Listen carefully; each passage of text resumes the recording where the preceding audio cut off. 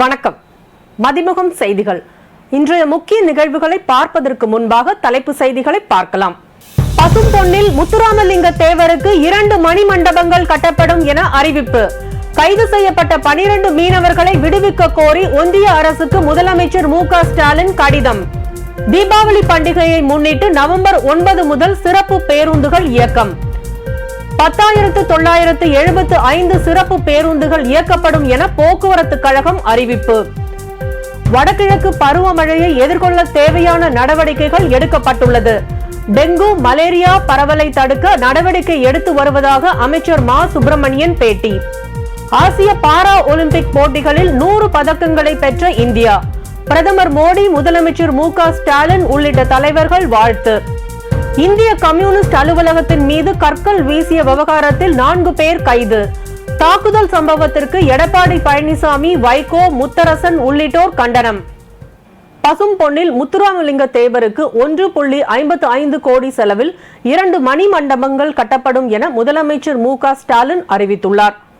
தமிழக அரசு சார்பில் வெளியிட்டுள்ள அறிக்கையில், பொதுமக்களின் நீண்ட நாள் கோரிக்கையினை ஏற்று ராமநாதபுரம் மாவட்டம் பசும்பொன் கிராமத்தில் அமைந்துள்ள முத்துராமலிங்க தேவர் நினைவிடத்தின் முகப்பில் பொதுமக்கள் பாதுகாப்பாக அஞ்சலி செலுத்தும் வகையில் 1,42,80,000 ரூபாய் மதிப்பீட்டில் ஒரு மண்டபமும், மிக முக்கிய பிரமுகர்கள் மரியாதை செலுத்தும் பாதையில் 12,54,000 ரூபாய் மதிப்பீட்டில் மற்றொரு மண்டபமும் ஆக மொத்தம் 1,55,34,000 ரூபாய் மதிப்பீட்டில் 2 மணிமண்டபங்கள் தமிழ்நாடு அரசால் அமைத்திட முதலமைச்சர் மு.க. ஸ்டாலின் உத்தரவிட்டுள்ளார். இதற்கிடையே தலைமை செயலகத்தில் அரசு ஊழியர்கள் மற்றும் ஆசிரியர்களுக்கு முதல் 4% அகவிலைப்படியை உயர்த்தி வழங்கியமைக்காக பல்வேறு அரசு அலுவலர்கள் சங்கங்கள், அரசு பணியாளர்கள் சங்கங்கள், ஓட்டுநர் சங்கங்கள், தொழிலாளர்கள் சங்கங்கள், போக்குவரத்து கழக சங்கங்கள், செவிலியர் சங்கம் மற்றும் பல்வேறு ஆசிரியர் சங்கங்களின் நிர்வாகிகள் முதலமைச்சர் மு.க. ஸ்டாலினை சந்தித்து தங்களது நன்றியை தெரிவித்தனர். அதைத் தொடர்ந்து சிறை கைதிகளின் நலனுக்காக முதலமைச்சர் மு.க. ஸ்டாலின் தமிழ்நாட்டில் உள்ள சிறை நூலகங்களுக்கு 1,500க்கும் மேற்பட்ட புத்தகங்களை நன்கொடையாக வழங்கினார். நன்கொடையாக பெறப்பட்ட 1,500 புத்தகங்களும் தமிழ்நாட்டில் உள்ள 140க்கும் மேற்பட்ட சிறைகளுக்கு பகிர்ந்து அளிக்கப்படும் என அரசு தரப்பில் தெரிவிக்கப்பட்டுள்ளது. தீபாவளி பண்டிகையை முன்னிட்டு நவம்பர் மாதம் 9ஆம் தேதி முதல் சிறப்பு பேருந்துகள் இயக்கப்படும் என தமிழக போக்குவரத்து துறை அறிவித்துள்ளது. நாடு முழுவதும் நவம்பர் 12ஆம் தேதி தீபாவளி பண்டிகை கொண்டாடப்பட உள்ளது. இதனை முன்னிட்டு பயணிகள் சொந்த ஊர்களுக்கு செல்வதற்கு ஏதுவாக அரசு சார்பில் பல்வேறு முன்னேற்பாடு பணிகள் செய்யப்பட்டு வருகின்றன. இந்த நிலையில் சென்னை தலைமை செயலகத்தில் தீபாவளி பண்டிகையை முன்னிட்டு போக்குவரத்து துறை சார்பில் மேற்கொள்ளப்படும் சிறப்பு ஏற்பாடுகள் மற்றும் சிறப்பு பேருந்துகள் இயக்கம் குறித்த ஆலோசனை கூட்டம் இன்று நடைபெற்றது. தீபாவளி பண்டிகையை முன்னிட்டு நவம்பர் மாதம் 9ஆம் தேதி முதல் சிறப்பு பேருந்துகள் இயக்கப்படும் என தமிழக போக்குவரத்து துறை அறிவித்துள்ளது.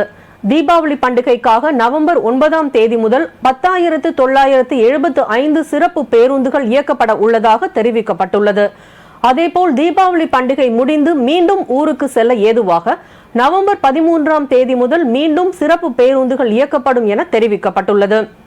மேலும் பேருந்துகள் முன்பதிவை ஒட்டி சென்னை கோயம்பேட்டில் 10 முன்பதிவு மையங்களும், தாம்பரத்தில் 1 முன்பதிவு மையமும் நவம்பர் 9 முதல் 11ஆம் தேதி வரை செயல்படும் என்றும் தெரிவிக்கப்பட்டுள்ளது. ஆம்னி பேருந்துகள் கூடுதல் கட்டணம் போன்ற புகார்களுக்கு கட்டணமில்லா தொலைபேசி எண்களில் அழைக்கலாம் எனவும் தெரிவிக்கப்பட்டுள்ளது. ஆசிய பாரா விளையாட்டில் 100 பதக்கத்தை வென்று இந்தியாவுக்கு பெருமை தேடி தந்த விளையாட்டு வீரர்களுக்கு பிரதமர் மோடி, முதலமைச்சர் மு.க. ஸ்டாலின் வாழ்த்து தெரிவித்துள்ளனர். ஆசிய பாரா விளையாட்டு போட்டிகள் சீனாவில் ஹான்சே நகரில் நடைபெற்று வருகிறது. இந்த விளையாட்டு போட்டியில் இதுவரை 27 தங்கம், 31 வெள்ளி, 49 வெண்கலம் என மொத்தம் 107 பதக்கங்களை வென்றுள்ளனர். பாரா ஆசிய விளையாட்டு போட்டிகளில் 100 பதக்கங்களுக்கு மேலாக வென்ற இந்திய வீரர்களின் சாதனையை பலரும் பாராட்டி வருகின்றனர்.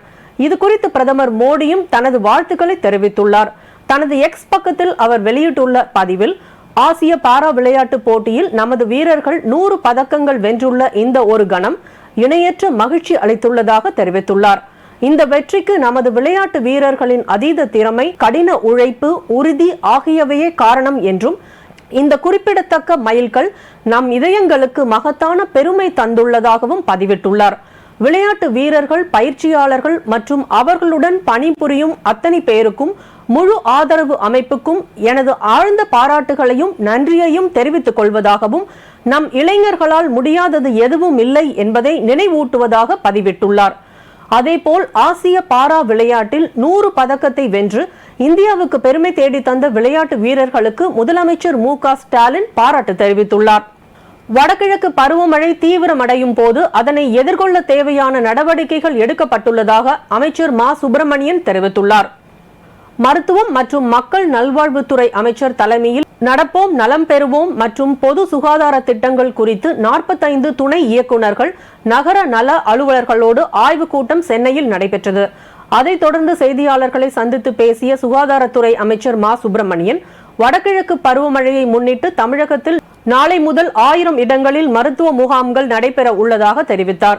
இந்திய கம்யூனிஸ்ட் கட்சியின் மாநில தலைமை அலுவலகம் அமைந்துள்ள வளாகத்தில் தாக்குதல் நடத்தியதாக 4 பேர் கைது செய்யப்பட்டுள்ளனர். சென்னை தியாகராய நகர் தெற்கு போக் சாலையில் இந்திய கம்யூனிஸ்ட் கட்சியின் மாநில தலைமை அலுவலகமான பாலன் இல்லம் உள்ளது. இந்த அலுவலகத்தில் நேற்றிரவு 9 மணி அளவில் மர்ம நபர்கள் பாட்டில் கற்கள் போன்ற பொருட்களை வீசியுள்ளனர். மாநில தலைமை அலுவலகம் மீது நடத்தப்பட்ட இந்த தாக்குதல் குறித்து கட்சி நிர்வாகிகள் மாம்பலம் காவல் நிலையத்தில் புகார் அளித்தனர். இந்த புகாரை அடுத்து சம்பவ இடத்திற்கு வந்த காவல்துறையினர் ஆய்வு செய்து விசாரணை மேற்கொண்டனர். இந்திய கம்யூனிஸ்ட் கட்சி அலுவலகத்தில் அத்துமீறி நுழைந்த அலெக்ஸ், பாரதி, அருண்குமார், பார்த்திபன் ஆகியோர் காவலாளியுடன் மது போதையில் ரகளை செய்ததாக கூறப்படுகிறது. அப்போது கற்கள், காலி மது பாட்டில்களை 4வரும் வீசியதாக புகார் எழுந்தது. இது குறித்து காவலாளி சிவா அளித்த புகாரின் பேரில் 4 பேரையும் காவல்துறையினர் கைது செய்துள்ளனர். இதனிடையே இந்த தாக்குதல் சம்பவம் வன்மையாக கண்டிக்கத்தக்கது என இந்திய கம்யூனிஸ்ட் கட்சியின் மாநில செயலாளர் முத்தரசன் தெரிவித்துள்ளார். மத்தியில் காங்கிரஸ் ஆட்சி அமைந்த உடனே சாதி வாரியான கணக்கெடுப்பை தொடங்க உள்ளதாக ராகுல் காந்தி தெரிவித்துள்ளார். மத்திய பிரதேசம், சத்தீஸ்கர் உள்ளிட்ட 5 மாநிலங்களில் சட்டசபை தேர்தல் நடைபெற உள்ளது. சத்தீஸ்கரில் நடைபெறவிருக்கும் சட்டப்பேரவை தேர்தலை ஒட்டி கூட்டத்தில் கலந்து கொண்டு பேசிய ராகுல் காந்தி, எவ்வளவு விரைவில் முடியுமோ அவ்வளவு விரைவில் சாதிவாரி கணக்கெடுப்பு நடத்துவோம் என கூறினார். மத்தியில் ஆட்சி அமைந்தால் அடுத்த 2 மணி நேரத்தில் அதற்கான வேலையை தொடங்குவோம் என்றும், சத்தீஸ்கரில் ஆட்சி அமைந்தால் மாநிலத்தில் கணக்கெடுப்பு நடத்துவோம் எனவும் தெரிவித்துள்ளார். மேலும் பொது பிரிவின் அடிப்படையில் சாதிவாரி கணக்கெடுப்பு நடத்த மோடி ஏன் பயப்படுவதாக தெரிவித்த அவர், இன்றைய இந்தியாவில் பொது பிரிவினருக்கு எந்த அளவிற்கு பங்களிப்பு இருக்க வேண்டுமோ அந்த அளவு கிடைக்கவில்லை என தெரிவித்தார். சத்தீஸ்கரில் சட்டப்பேரவை தேர்தல் நவம்பர் 7, 17ஆம் தேதிகளில் 2 கட்டங்களாக நடைபெற உள்ளது என்பது குறிப்பிடத்தக்கது. தேர்தல் நேரத்தில் அமலாக்கத்துறை மற்றும் வருமான வரி சோதனைகள் ஒருபோதும் நடந்தது இல்லை என காங்கிரஸ் தலைவர் மல்லிகார்ஜுன கார்கே தெரிவித்துள்ளார். ராஜஸ்தானில் ஜெய்ப்பூர் மற்றும் சிகார் ஆகிய நகரங்களில் மாநில காங்கிரஸ் தலைவர் கோவிந்த் சிங் தோதசராவின் இல்லங்களில் அமலாக்கத்துறை கடந்த வியாழக்கிழமை அதிரடி சோதனையில் ஈடுபட்டது. இது தவிர அவருடன் தொடர்புடைய பயிற்சி மையம் ஒன்றிலும் சோதனை நடத்தப்பட்டது. இந்த நிலையில் செய்தியாளர்களை சந்தித்த அக்கட்சியின் தலைவர் மல்லிகார்ஜுன கார்கே, 50 ஆண்டுகளாக நாங்கள் அரசியலில் இருக்கிறோம், ஆனால் தேர்தல் நேரத்தில் அமலாக்கத்துறை மற்றும் வருமான வரி சோதனைகள் ஒருபோதும் நடந்தது இல்லை என கூறினார். முதலமைச்சரை அச்சுறுத்த அவர்கள் இதனை செய்து வருவதாக தெரிவித்த அவர், இதனால் ஒரு நாள் பாஜக கூட பாதிக்கப்படுவார்கள் என கூறினார். மாலத்தீவு கடலோர காவல் படையினரால் கைது செய்யப்பட்டுள்ள 12 மீனவர்களை விடுவிக்க கோரி ஒன்றிய வெளியுறவுத்துறை அமைச்சருக்கு முதலமைச்சர் மு.க.ஸ்டாலின் கடிதம் எழுதியுள்ளார். தூத்துக்குடி மாவட்டம் தருவைக்குளம் மீன் இறங்கு தளத்திலிருந்து விசைப்படகில் மீன் பிடிக்க சென்ற 12 மீனவர்களை கடந்த 23ஆம் தேதி தினாது தீவு அருகே மாலத்தீவு கடலோர காவல் படையினர் கைது செய்துள்ளனர். இது தொடர்பாக ஒன்றிய வெளியுறவுத்துறை அமைச்சர் ஜெய்சங்கருக்கு முதலமைச்சர் மு.க.ஸ்டாலின் கடிதம் எழுதியுள்ளார். அதில் தமிழ்நாட்டை சேர்ந்த 12 மீனவர்கள் விரைவில் விடுவிக்க உரிய நடவடிக்கை எடுக்க கோரியும், தூதரக நடவடிக்கைகள் மூலம் மாலத்தீவு அதிகாரிகளுடன் பேச்சுவார்த்தை நடத்தி கைது செய்யப்பட்டுள்ள 12 மீனவர்களையும் அவர்களது மீன்பிடி படகுகளையும் விரைவில் விடுவிக்க கோரியும் வலியுறுத்தியுள்ளார். ரிலையன்ஸ் நிறுவனத்தின் தலைவர் முகேஷ் அம்பானிக்கு மின்னஞ்சல் மூலம் கொலை மிரட்டல் விடுக்கப்பட்டுள்ளது. முகேஷ் அம்பானியின் நிறுவனத்தின் மின்னஞ்சல் முகவரிக்கு அடையாளம் தெரியாத நபர் ஒருவர் மின்னஞ்சல் ஒன்றை அனுப்பியுள்ளார். மின்னஞ்சலில் 20 கோடி ரூபாய் கொடுக்க வேண்டும் என்றும், இல்லை என்றால் கொலை செய்து விடுவதாக குறிப்பிடப்பட்டிருந்தது. இந்த நிலையில் கொலை மிரட்டல் தொடர்பாக முகேஷ் அம்பானி தரப்பில் காவல் நிலையத்தில் புகார் அளிக்கப்பட்டுள்ளது. இது தொடர்பாக வழக்கு பதிவு செய்துள்ள மும்பையின் காம்தேவி காவல்துறை தீவிர விசாரணை நடத்தி வருகின்றனர். முகேஷ் அம்பானிக்கு கொலை மிரட்டல் விடுக்கப்பட்ட சம்பவம் பெரும் பரபரப்பை ஏற்படுத்தியுள்ளது. சந்திர கிரகணத்தை முன்னிட்டு தமிழகத்தில் பல்வேறு கோயில் நடைகள் அடைக்கப்பட்டுள்ளதாக கோவில் தேவஸ்தானங்கள் அறிவித்துள்ளன. நிலவு மீது விழக்கூடிய சூரியனின் ஒளியை பூமி முழுவதுமாக மறைத்தால் முழு சந்திர கிரகணம் என்றும், சூரிய ஒளியை பகுதி அளவு மறைத்தால் பகுதி சந்திர கிரகணம் என்றும் அழைக்கப்படுகிறது. சந்திர கிரகணத்தை ஒட்டி இன்று இரவு 7:05 மணி முதல் 29ஆம் தேதி அதிகாலை 3:15 மணி வரை திருப்பதி ஏழுமலையான் கோவில் நடை அடைக்கப்பட உள்ளதாக தேவஸ்தானம் அறிவித்துள்ளது. தமிழ் கடவுள் முருகப்பெருமானின் அறுபடை வீடுகளில் 3ஆம் படை வீடான பழனி முருகன் கோவிலில் இன்றிரவு 8 மணிக்கு அர்த்த சாம பூஜை செய்து நடை சாத்தப்படும் என்றும், சந்திர கிரகணம் முடிந்ததும் நாளை அதிகாலை 4:30 மணிக்கு நடை திறக்கப்பட்டு பூஜைகள் நடைபெறும் எனவும் தேவஸ்தானம் அறிவித்துள்ளது. பௌர்ணமி தினத்தை ஒட்டி திருவண்ணாமலை அண்ணாமலையார் கோயிலில் ஆயிரக்கணக்கான பக்தர்கள் நீண்ட வரிசையில் காத்திருந்து சாமி தரிசனம் செய்தனர். மாநிலம் முழுவதிலும் இருந்து மட்டுமின்றி வெளி மாநிலங்களிலிருந்தும் பல்லாயிரக்கணக்கான பக்தர்கள் திருவண்ணாமலைக்கு கிரிவலம் மேற்கொண்டனர். இதற்காக சென்னையிலிருந்து கூடுதலாக 90 பேருந்துகளும், பெங்களூரு, விழுப்புரம், சேலம், கள்ளக்குறிச்சி உள்ளிட்ட பல்வேறு பகுதிகளிலிருந்து கூடுதலாக 80 பேருந்துகளும் இயக்கப்பட உள்ளது. பாஜக மாநில தலைவர் அண்ணாமலை 6ஆம் வகுப்பு முதல் 12ஆம் வகுப்பு வரை உள்ள பாட புத்தகங்களை படிக்க வேண்டும் என திண்டுக்கல் லியோனி கேட்டுக் கொண்டுள்ளார். சென்னையில் செய்தியாளர்களை சந்தித்த அவர், விடுதலை போராட்ட வீரர்களின் வரலாறுகள் இருட்டடிப்பு செய்யப்பட்டுள்ளதா என்பதை தெரிந்து கொள்ள அண்ணாமலை பாட புத்தகங்களை படிக்க வேண்டும் என தெரிவித்தார். அதாவது NCERT தேசிய பாடத்திட்டத்தில் இந்தியாங்கிற பேரை மாற்றிட்டு பாரத்ங்கிற பேரை கொடுக்கணும். அதுக்கு என்ன காரணம் சொல்கிறாங்கன்னா, 7000 ஆண்டுகளுக்கு முன்னாடி உருவான விஷ்ணு புராணம் அப்படிங்கிற ஒரு புராணத்தில் பாரத்துங்கிற பேர் இடம்பெற்றிருக்கு. 7000 ஆண்டுகளுக்கு முன்னாடி அச்சு எந்திரம் கிடையாது, ஒன்றும் கிடையாது. ஆனால் அதில் சொல்லப்பட்ட ஒரு கருத்தை அடிப்படையாக வச்சுக்கிட்டு பாரத்துங்கிற பேரை சேர்க்கணும்ட்டு அந்த ஐசக் தலைமையில் இருக்கிற குழு முடிவு பண்ணியிருக்கு. ஆனால் 2020ஆம் ஆண்டு உச்சநீதிமன்றத்தில் இந்த வழக்கு போனப்போ அப்போ இருந்த உச்சநீதிமன்ற நீதிபதி போப்டே அப்படிங்கிறவர், பாரத்து, இந்தியா அந்த 2 பேருமே இருக்குது, அதனால் இப்போ இருக்கிற மாதிரியே அதை அப்படியே பயன்படுத்திட்டு போகலாம், அந்த மாற்றங்கிறது தேவையில்லைன்னு 2020ஆம் ஆண்டு உச்சநீதிமன்றத்தில் ஒரு தீர்ப்பு சொல்லியிருக்கு. அதனால் இப்போ போய் பாரத்துங்கிறத மாற்றுறது ஒரு அவசியம் இல்லாதது. இது எதை காட்டுது அப்படின்னு சொன்னால், இந்தியாங்கிற பேரை பார்த்து இன்றைக்கி மத்திய அரசு, ஒன்றிய அரசு பயந்துருக்கு அப்படிங்கிறது தான் இதில் எல்லாருக்கும் தெரிவிக்கப்பட வேண்டிய உண்மை. பல்வேறு மாவட்டங்களில் நடைபெற்ற தகவல்களை களத்தில் மதிமுகம் பகுதியில் பார்க்கலாம்.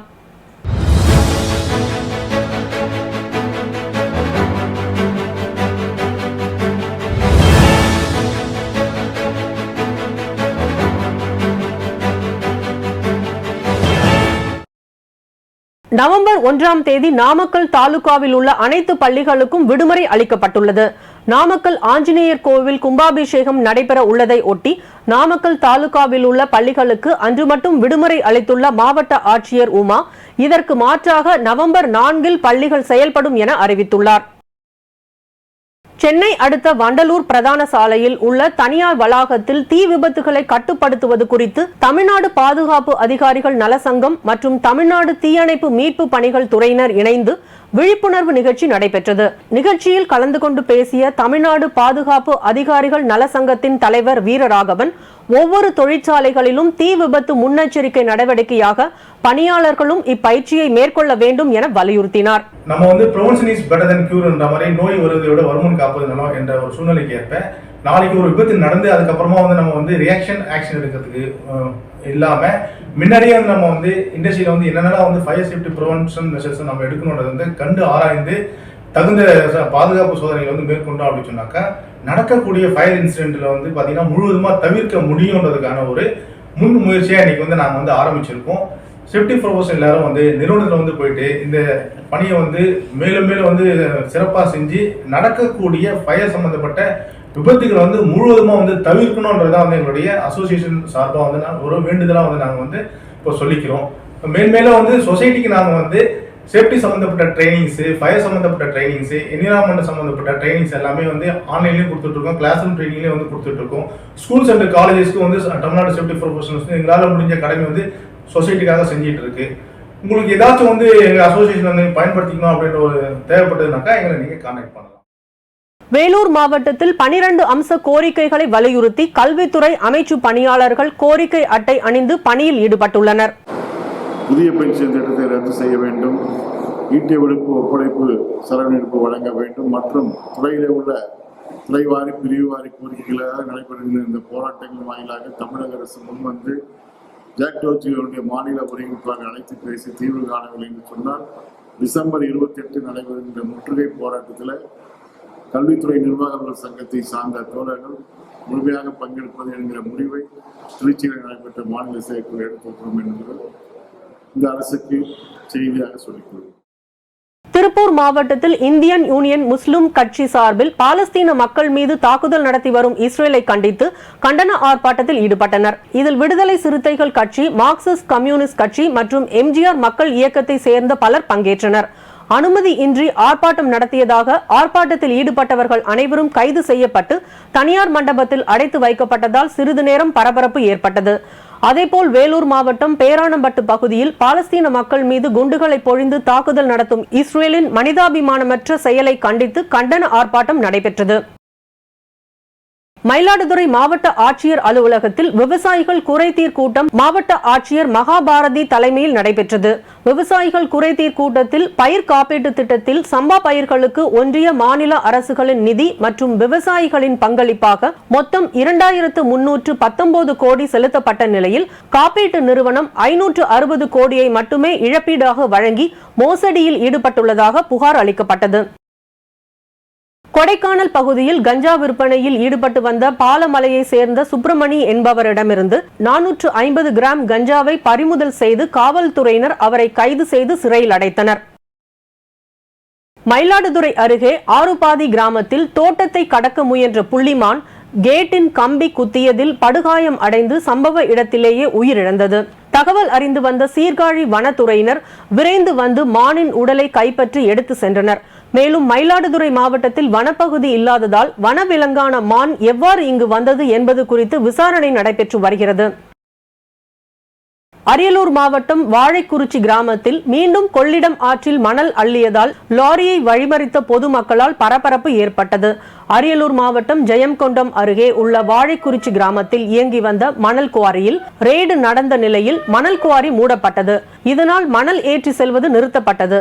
தற்பொழுது மீண்டும் இன்று காலை அரசு சார்பில் மணல் குவாரி இயங்குவதாக கூறி 3 லாரியில் மணல் ஏற்றி சென்றுள்ளனர். இதனை அடுத்து வாழைக்குறிச்சி கிராம மக்கள் கொள்ளிடம் ஆற்றில் மணல் குவாரியில் இருந்து சென்ற லாரிகளை மறித்து சிறைப்பிடித்தனர். ராணிப்பேட்டை மாவட்டத்தில் வடகிழக்கு பருவமழையை முன்னிட்டு மாவட்ட தீயணைப்புத்துறை சார்பில் விழிப்புணர்வு குறித்து ஒத்திகை நிகழ்ச்சி நடைபெற்றது. இதில் மழை வெள்ளம் வரும்போது வெள்ளத்தில் சிக்கியவர்களை அதிலிருந்து எவ்வாறு பாதுகாக்க வேண்டும், வெள்ளத்தில் அடித்து செல்லப்பட்டால் அவர்களை எப்படி மீட்க வேண்டும் என்பது போன்ற செயல்முறை விளக்கங்கள் அளிக்கப்பட்டது. மேலும் கட்டிட இடுபாடுகளில் சிக்கியவர்களை எவ்வாறு மீட்பது போன்றவை குறித்து தீயணைப்பு வீரர்கள் செயல்முறை விளக்கம் தத்ரூபமாக நடித்து காட்டினர். மறைந்த பங்காரு அடிகளாரின் ஆன்மா சாந்தி அடைய வேண்டி திருவண்ணாமலை மாவட்டத்தில் செவ்வாடை பக்தர்கள் அண்ணாமலையார் முன்பு மோட்ச தீபம் ஏற்றி வழிபட்டனர். மேல்மருவத்தூர் பங்காரு அடிகளார் கடந்த 19ஆம் தேதி உடல்நலக் குறைவால் காலமானார். இந்நிலையில் மறைந்த மேல்மருவத்தூர் பங்காரு அடிகளாரின் ஆன்மா சாந்தி அடைய வேண்டி திருவண்ணாமலை மாவட்ட செவ்வாடை பக்தர்கள் 50க்கும் மேற்பட்டோர் ஒன்றிணைந்து திருவண்ணாமலை அண்ணாமலையார் முன்பு மோட்ச தீபம் ஏற்றி கண்ணீர் மல்க வழிபட்டனர். இன்றைய தங்கம் வெள்ளி விலை வழங்குவோர் அட்டிகா கோல்ட் கம்பெனி. சென்னையில் 1 கிராமுக்கு 65 ரூபாய் உயர்ந்து 1 கிராம் தங்கம் 5770 ரூபாய்க்கு விற்பனை செய்யப்படுகிறது. 22 கேரட் ஆபரண தங்கத்தின் விலை சவரனுக்கு 520 ரூபாய் உயர்ந்து 1 சவரன் தங்கம் 46,160 ரூபாய்க்கு விற்பனை செய்யப்பட்டு வருகிறது. வெள்ளியின் விலையில் எந்தவித மாற்றமும் இல்லாமல் உள்ளது. 1 கிராம் வெள்ளியின் விலை 77 ரூபாய் 50 காசுகளுக்கும் 1 கிலோ வெள்ளியின் விலை 77,500 ரூபாய்க்கும் விற்பனை செய்யப்படுகிறது. காசாவில் உடனடியாக போரை நிறுத்த ஐநா சபையில் தீர்மானம் நிறைவேற்றப்பட்டுள்ளது. காசாவில் இஸ்ரேல் படைகளுக்கும் ஹமாஸ் போராளிகளுக்கும் இடையே அதிகரித்து வரும் மோதலுக்கு பதிலடி கொடுக்கும் வகையில் ஐக்கிய நாடுகள் பொது சபை தீர்மானம் ஒன்றை நிறைவேற்றியுள்ளது. இந்த தீர்மானத்திற்கு 120 உறுப்பு நாடுகள் ஆதரவாகவும் 14 நாடுகள் எதிராகவும் 45 நாடுகள் வாக்கு அளிக்காமலும் தவிர்த்தன. இதனை அடுத்து இந்த தீர்மானம் பொது சபையால் அங்கீகரிக்கப்பட்டது. மேலும் காசாவில் நிலவும் மோசமான மனிதாபிமான சூழ்நிலையில் அத்தியாவசிய பொருட்கள் மற்றும் சேவைகள் தடையின்றி காசாவுக்குள் செல்வதை உறுதி செய்ய வேண்டியதன் அவசியத்தையும் இந்த தீர்மானம் வலியுறுத்துகிறது. இஸ்ரேல் தனது தரைவழி தாக்குதல்களை விரிவுபடுத்தியது மட்டுமல்லாமல் அப்பகுதியில் தனது குண்டுவீச்சு நடவடிக்கைகளையும் தீவிரப்படுத்தியுள்ளது என்று அறிக்கைகள் சுட்டிக்காட்டும் நேரத்தில் இந்த தீர்மானம் ஐநாவில் நிறைவேற்றப்பட்டுள்ளது. மெக்சிகோவை தாக்கிய ஓடிஸ் சூறாவளி புயலால் 4 பேர் மாயமான நிலையில் 27 பேர் உயிரிழந்துள்ளதாக தகவல் வெளியாகியுள்ளது. வட அமெரிக்க நாடான மெக்சிகோவின் பசிபிக் கடற்கரையில் ஓடிஸ் சூறாவளி நேற்று முன்தினம் கரையை கடந்தது. அப்போது பெய்த கனமழை மற்றும் அதிவேக காற்று காரணமாக மெக்சிகோவின் கடற்கரை பகுதிகளில் பலத்த சேதம் ஏற்பட்டது. சூறாவளி கரையை கடந்த அகாபுல்கோ பகுதியில் மரங்கள் சாய்ந்து மின் இணைப்புகள் துண்டிக்கப்பட்டன. 100க்கும் மேற்பட்ட வீடுகள் இடிந்து சேதமடைந்துள்ளன. இந்த இடிபாடுகளில் சிக்கி இதுவரை 27 பேர் உயிரிழந்துள்ளனர். மேலும் 4 பேர் மாயமாகி உள்ளதாகவும் அவர்களை தேடும் பணி நடைபெற்று வருவதாகவும் தெரிவிக்கப்பட்டுள்ளது. மீண்டும் தலைப்புச் செய்திகள். பசும்பொன்னில் முத்துராமலிங்க தேவருக்கு 2 மணிமண்டபங்கள் கட்டப்படும் என அறிவிப்பு. கைது செய்யப்பட்ட 12 மீனவர்களை விடுவிக்க கோரி ஒன்றிய அரசுக்கு முதலமைச்சர் மு.க. ஸ்டாலின் கடிதம். தீபாவளி பண்டிகையை முன்னிட்டு நவம்பர் 9 முதல் சிறப்பு பேருந்துகள் இயக்கம். 10,975 சிறப்பு பேருந்துகள் இயக்கப்படும் என போக்குவரத்து கழகம் அறிவிப்பு. வடகிழக்கு பருவமழையை எதிர்கொள்ள தேவையான நடவடிக்கைகள் எடுக்கப்பட்டுள்ளது. டெங்கு மலேரியா பரவலை தடுக்க நடவடிக்கை எடுத்து வருவதாக அமைச்சர் மா சுப்பிரமணியன் பேட்டி. ஆசிய பாரா ஒலிம்பிக் போட்டிகளில் 100 பதக்கங்களை பெற்ற இந்தியா. பிரதமர் மோடி, முதலமைச்சர் மு.க. ஸ்டாலின் உள்ளிட்ட தலைவர்கள் வாழ்த்து. இந்திய கம்யூனிஸ்ட் அலுவலகத்தின் மீது கற்கள் வீசிய விவகாரத்தில் 4 பேர் கைது. தாக்குதல் சம்பவத்திற்கு எடப்பாடி பழனிசாமி, வைகோ, முத்தரசன் உள்ளிட்டோர் கண்டனம். இத்துடன் செய்திகள் நிறைவடைந்தன. மீண்டும் செய்திகள் காலை 8 மணிக்கு. மேலும் செய்திகளை தெரிந்து கொள்ள மதிமுகம் பிரைம் யூடியூப் தளத்தில் இணைந்திருங்கள்.